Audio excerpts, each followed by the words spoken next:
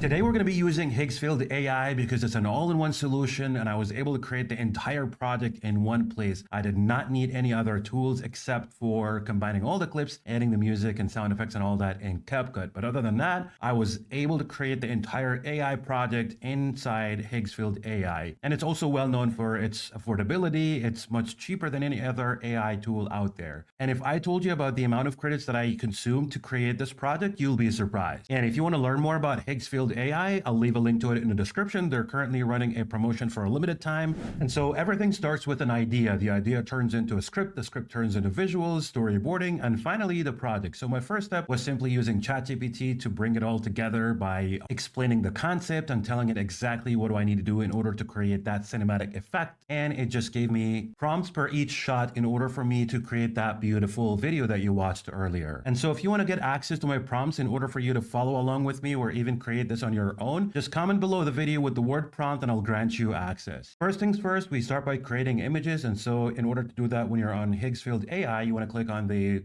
button that says image, click on that. And then this is going to take you to where you can start creating your scenes in order to guarantee consistency of your scenes, characters, and environments. And so the model that I used was Nano Banana Pro because it's well known for its consistent results. And I was able to create 12 scenes for this project flawlessly. And so what you're going to notice is that these are the images that I generated so far for the project.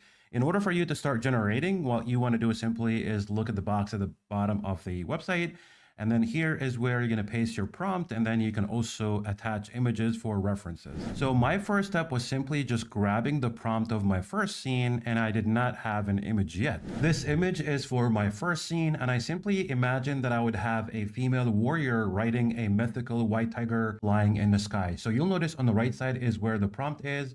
Below that is the model that I use, which is Nano Banana Pro, and the quality is 2K, which is more than enough. As soon as I generated this image, that was my first scene, I was able to create the other 11 scenes easily since I have my first scene as a reference. So one of the cool things that I noticed using Higgsfield AI is that I did not need to upload my images and use them as references for my prompt. I was simply able to hover over the image that I already created, and I simply just click on the button that says reference right here, and that will add the image into my prompt box. That way I can just paste my prompt, decide on the AI model. Of course, this would be Nano Banana Pro for me.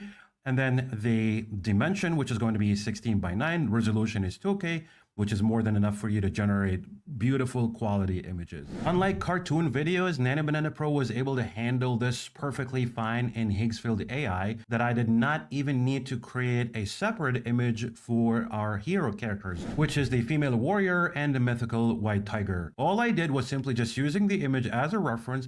I pasted my prompt and I simply just hit generate, and as you can see, it only costs 2 credits to generate an image like this in 2K quality. And like I said, this is much cheaper than any other AI out there. So once again, if you need access to all my prompts, just comment below with the word prompts and I'll grant you access. So here comes the most interesting and exciting part, which is bringing all those images to life by using the video AI model inside Higgsfield AI. And so what you want to do is simply click on the button that says video right next to the image button, and that will take you to the video generation page. Now, in order to start generating the magical morphing transitions, you'll need to use a video AI model that actually supports the start and end frame. And by the way, if you're curious about the talking character at the very beginning of my tutorial, this was created using Kling AI, the latest model, which is 2.6. But again, in order for us to create the morphing transitions, we'll have to use an AI model that actually supports the start and end frame. And that's simply going to be Kling AI, but it's going to be the 2.5 turbo model or even the previous model. So you just simply click on where it says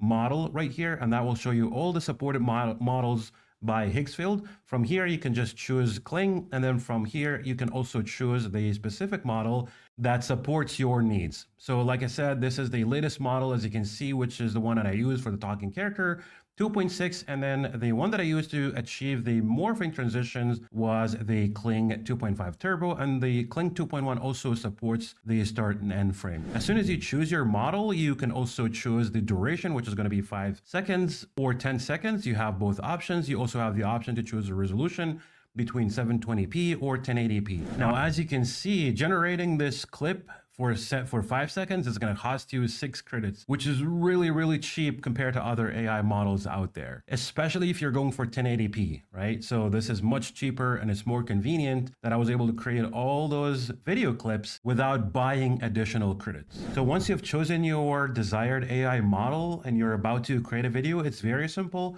What you want to do simply is upload your start and end frame right here. So I'm going to delete those to show you how you can do this. You simply just click on the button right here. That will take you to your local storage. And then from there, you can upload your image to go for the start frame. And then the next one is going to be the end frame. So start and end frame basically means that where your scene is going to start from and where is it going to end. That's what start and end frames mean. And so what's cool and unique about Higgsfield is that they let you choose the transition style. So you'll notice above the start and end frame a button right here that allows you to click on the change button right there. And that will give you the different transition styles that you can choose from. And so the one that I used mostly to do the morphing transition was using the morphing effect. And so what's really cool about this section is that Higgsfield tends to make it really easy for all users when they're about to use certain transitions that they can easily watch the video clips and shows you basically how the transition is going to look like. And if you're happy with it, you can just click on it to apply it and then start generating. So the majority of my selected transitions that I used in the video that you watched earlier